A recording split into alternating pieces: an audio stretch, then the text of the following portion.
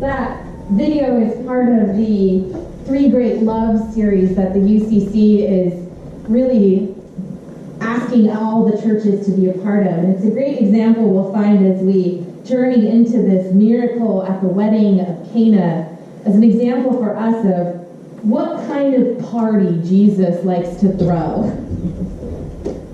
Our miracle today comes from the Gospel of John. And it is considered the first miracle that Jesus performs in his ministry. You'll find it in John chapter 2. On the third day, there was a wedding in Cana of Galilee, and the mother of Jesus was there. Jesus and his disciples had also been invited to the wedding. When the wine gave out, the mother of Jesus said to him, "They have no wine." And Jesus said to her, "Woman, what concern is that to you and to me? My hour has not yet come." His mother said to the servants, "Do whatever he tells you." Now, standing there were 6 stone water jars for the Jewish rites of purification, each holding 20 or 30 gallons. Jesus said to them, "Fill the jars with water." And they filled them up to the brim. He said to them, "Now draw some out and take it to the chief steward." So they took it. When the steward tasted the water that had become wine and did not know where it came from, though the servants who had drawn the water knew, the steward called the bridegroom and said to him, "Everyone serves the good wine first, and then the inferior wine after the guests have become drunk. But you have kept the good wine until now." Jesus did this, the first of his signs, in Cana of Galilee, and revealed his glory, and his disciples believed in him. This ends our reading. Will you pray with me? God, we come before you today seeking our own miracle, looking to you for guidance and for hope when times seem impossible. We search for you to find the possible in the impossible. May you inspire us today. In this we pray. Amen. So many of you know that yesterday we threw our son's first birthday party, a great dinosaur cowboy themed party. We still have the decorations up for all of us to participate in after church. And it makes me wonder now, having successfully thrown my first kid's birthday party, what makes a good party? Is it the food? Or maybe it's the entertainment? Or maybe it's the guest list? Or what about the location? What makes a party great? I know when Kaylin and I got married, we didn't have a lot of money to throw our wedding, but we knew that one of the things we wanted to spend our money on more than anything else was food. And I was going to eat the food that I wanted to eat, regardless of whether it made sense to do so in a white wedding dress. So we got ourselves a barbecue food truck. And let me tell you, everyone at that wedding loved the food. What makes a party great? It makes me wonder, as we look at this miracle that takes place at a party, a wedding festivity, what makes a miracle? Is it the food? In this case, water turning into wine? Is it the entertainment, the guest list, or the location? What makes a miracle a miracle? When we look at this story, it is often talked about as an example of hospitality.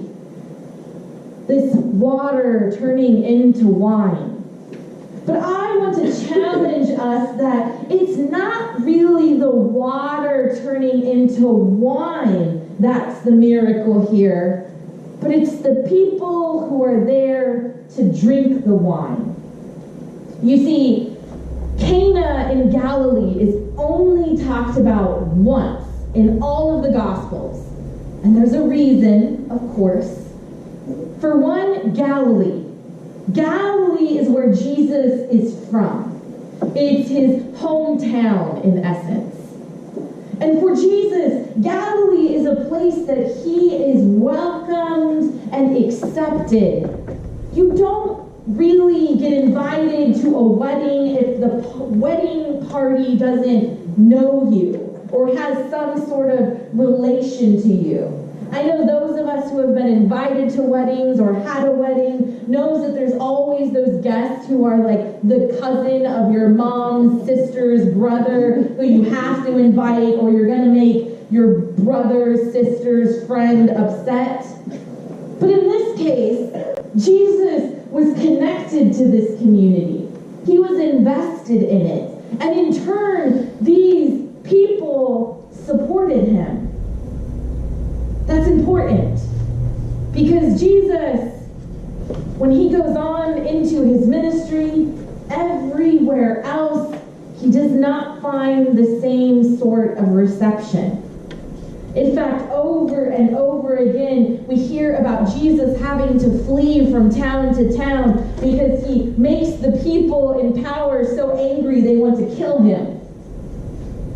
But here we have an example of what happens when Jesus is welcomed with open arms.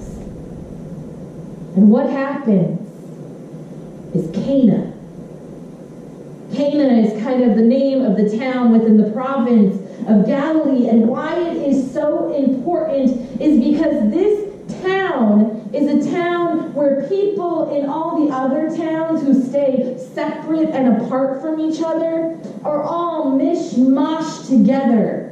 This is a town where Jews and Gentiles, people who on all other accounts stay away from one another and live their own separate lives, here in Cana, they are one community, one body. So at this wedding, what you get is this picture of not only Jesus being accepted and one of the guests, but the party that Jesus likes to throw is a party where everyone is invited, where both Jew and Gentile are present. It's a party where people who, in all regards and tradition and history, are not supposed to hang out, are not just hanging out, but they're having a great time. And not just that, Jesus saves the best wine for them. This first miracle is an example for us of what's to come in Jesus' story.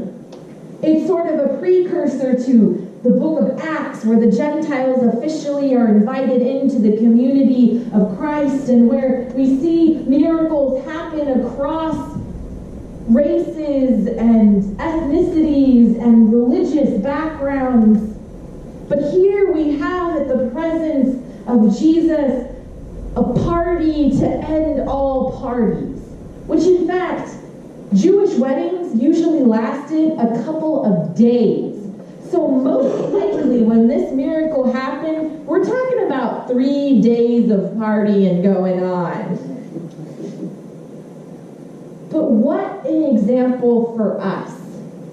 I think some of us who, myself included, are winos and like, a really nice glass of wine, would love to have the miracle of turning water into wine, and not just any wine, but the choice reserve kind in the locked cabinet, But I think what the miracle really is here is bringing people together. People who aren't supposed to, in quotes, be together. To me, it would look like now, like a bipartisan government. Or maybe it would be And Black Lives Matter folks coming together and breaking bread. Or maybe it could be Border Patrol agents stepping aside and instead of criminalizing those seeking asylum, coming and bringing them things that they need like food and shelter. Maybe it's not just the government, but conservatives and liberals, instead of fighting with each other, actually talking to each other.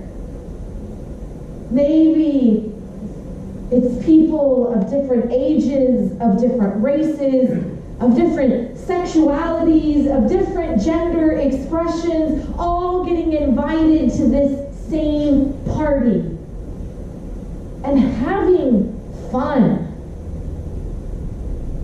having a good time. The miracle here isn't just that these different groups are together, but it's that these different groups are having a party together. It is a symbol to us. It is a challenge to us that we are not just meant to set the table, but we are meant to gather around the table. And that in the presence of God, what happens is a miracle.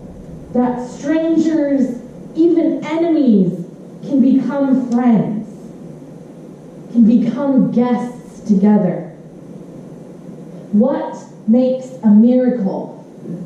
Is it the wine? Is it the wedding? Or is it the people? The magic that happens where two strangers become friends. That, I think, is the miracle of the wedding at Cana. Amen.